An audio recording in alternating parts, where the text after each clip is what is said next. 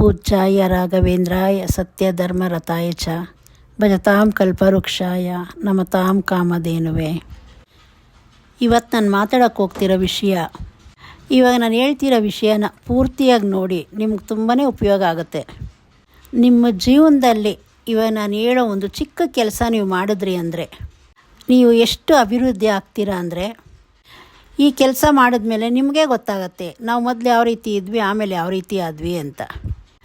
ಸಾಕಷ್ಟು ಜನ ಇನ್ನೂ ತುಂಬ ಕಷ್ಟದಲ್ಲೇ ಇದ್ದೀರ.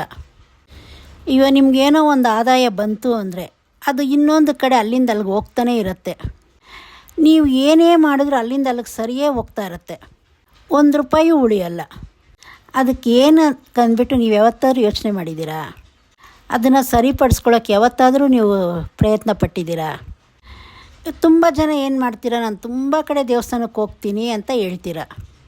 ಸ್ವಲ್ಪ ಜನ ನಾನು ಆ ದೇವಸ್ಥಾನಕ್ಕೆ ಹೋದೆ, ನನಗೆ ಒಳ್ಳೇದಾಯಿತು ಅಂತ ಹೇಳ್ತಾರೆ. ನೀವು ಅದನ್ನು ನೋಡಿಬಿಟ್ಟು ಅವ್ರಿಗೆ ಒಳ್ಳೇದಾಗಿದೆ, ನನಗೆ ಯಾಕೆ ಆಗಲಿಲ್ಲ ಅಂತ ಅಂತೀರ.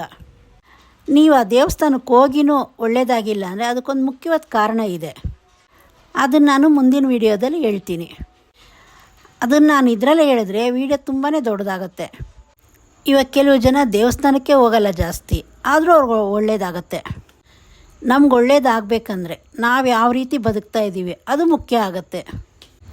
ಯಾಕಂದರೆ ಪಾಪ ಪುಣ್ಯ ಅನ್ನೋದೆಲ್ಲ ನಮ್ಮ ಕೈಯಲ್ಲಿದೆ. ಇವಾಗ ನಾವು ಒಂದು ಪೂಜೆ ಮಾಡ್ತೀವಿ ಅಂದ್ರೂ ಎಲ್ಲರೂ ಒಂದೇ ರೀತಿ ಮಾಡಲ್ಲ. ಕೆಲವರು ಪೂಜೆ ಮಾಡಬೇಕಾದ್ರೆ ಎಷ್ಟು ಭಕ್ತಿ ಅಂದರೆ ದೇವರ ಹಾಡು ಹೇಳ್ಕೊಂಡು ಅದರಲ್ಲೇ ಕಳೆದೋಗಿರ್ತಾರೆ, ಆ ರೀತಿ ಪೂಜೆ ಮಾಡ್ತಾರೆ. ಇನ್ನು ಕೆಲವರು ಪೂಜೆ ಮಾಡಬೇಕಾದ್ರೆ ಅವರು ಮನಸ್ಸಿಗೆ ನೆಮ್ಮದಿ ತೊಗೊಳಲ್ಲ, ಒಂಥರ ಅವ್ರದ್ದು ಏನೋ ಮನಸ್ಸು ಚಂಚಲ ಇರುತ್ತೆ, ಆ ರೀತಿ ಬೈಕೊಂಡು ಪೂಜೆ ಮಾಡ್ತಾರೆ. ಪೂಜೆ ಮಾಡ್ತಾ ಮಾಡ್ತಾ ಬೇರೆಯವ್ರನ್ನ ಏನಾದರೂ ಅಂದ್ಕೊಳ್ಳೋದು, ಬೈಕೊಳ್ಳೋದು, ಆ ರೀತಿ ಕಷ್ಟಪಟ್ಕೊಂಡು ಪೂಜೆ ಮಾಡ್ತಾರೆ. ಅದು ಒಂದು ಕಾರಣ ಆಗುತ್ತೆ. ಮತ್ತಿನ್ನೊಂದು, ಮನೆ ಎದುರುಗಡೆ ಒಂದು ತುಳಸಿ ಇಡಿ. ಅಲ್ಲಿ ಮನೆ ಹತ್ರ ಏನಾದರೂ ಸ್ವಲ್ಪ ನಿಮಗೆ ಜಾಗ ಇತ್ತು ಅಂದರೆ ತುಳಸಿನ ಸ್ವಲ್ಪ ಜಾಸ್ತಿ ಬೆಳೆಸ್ಕೊಳ್ಳಿ, ವನ ಥರ ಮಾಡ್ಕೊಳ್ಳಿ. ಅವು ನಿಮ್ಗೆ ಎಷ್ಟು ಒಳ್ಳೆಯದಾಗತ್ತೆ ಅಂದರೆ ನಿಮ್ಮ ಮನೆಯಲ್ಲೇ ದೇವ್ರಿರೋ ಥರ ಆಗುತ್ತೆ. ಯಾಕಂದರೆ ತುಳಸಿ ದೇವಿಗೆ ನಾವು ಯಾವ ಸ್ಥಾನ ಕೊಟ್ಟಿದ್ದೀವಿ, ಅದು ಎಷ್ಟು ಶ್ರೇಷ್ಠ ಅಂದ್ಬಿಟ್ಟು ಪ್ರತಿಯೊಬ್ಬರಿಗೂ ಗೊತ್ತು. ತುಳಸಿನೇ ತೋರಿಸ್ಕೊಡುತ್ತೆ ನಿಮಗೆ ಅದು ಯಾವ ರೀತಿ ಬೆಳೆಯುತ್ತೋ ಅದೇ ರೀತಿ ನೀವು ಅಭಿವೃದ್ಧಿ ಆಗ್ತೀರ. ಸ್ವಲ್ಪ ಏನಾದರೂ ಅದು ಒಣಗ್ತು ಅಂದರೆ ಕೆಟ್ಟು ಕಣ್ಣು ಬಿದ್ದಿದೆ ಅಂತ ಅರ್ಥ. ಒಣಗ್ತು ಅಂದಿದ ತಕ್ಷಣ ತುಂಬ ಜನ ಭಯಪಡ್ತೀರ. ಆಗ ಒಣಗೋಯ್ತಲ್ಲಪ್ಪ ಅಯ್ಯೋ ಏನಪ್ಪ ಅಂತ ಭಯಪಡಬೇಡಿ, ನಿಮ್ಮನ್ನು ತುಳಸಿ ದೇವಿ ಕಾಪಾಡಿದ್ದಾಳೆ ಅಂದ್ಬಿಟ್ಟು ಅರ್ಥ. ಆದರೆ ನೀವು ಅದನ್ನು ಮತ್ತೆ ಅದೇ ರೀತಿ ಇನ್ನೂ ಬೆಳೆಸ್ಕೊಳ್ಳಿ. ಆ ದೇವ್ರು ನಿಮ್ಗೆ ಒಲಿಬೇಕಂದ್ರೆ ಅದಕ್ಕೊಂದು ಕಾರಣ ಇರಬೇಕು. ಎಲ್ಲರಿಗೂ ದೇವತೆ ಒಲಿದ್ಬಿಟ್ಲು ಅಂದರೆ ಪ್ರಪಂಚದಲ್ಲಿ ಬಡವರು ಅನ್ನೋರೇ ಇರಲ್ಲ, ಎಲ್ಲರೂ ಶ್ರೀಮಂತರಾಗೇ ಇರ್ತಾಯಿದ್ರು. ಆ ದೇವ್ರಿಗೆ ಮನೆಯೊಳಗಡೆ ಬರಬೇಕಂದ್ರೆ ಅವ್ರಿಗೂ ಖುಷಿಯಾಗಿರಬೇಕು.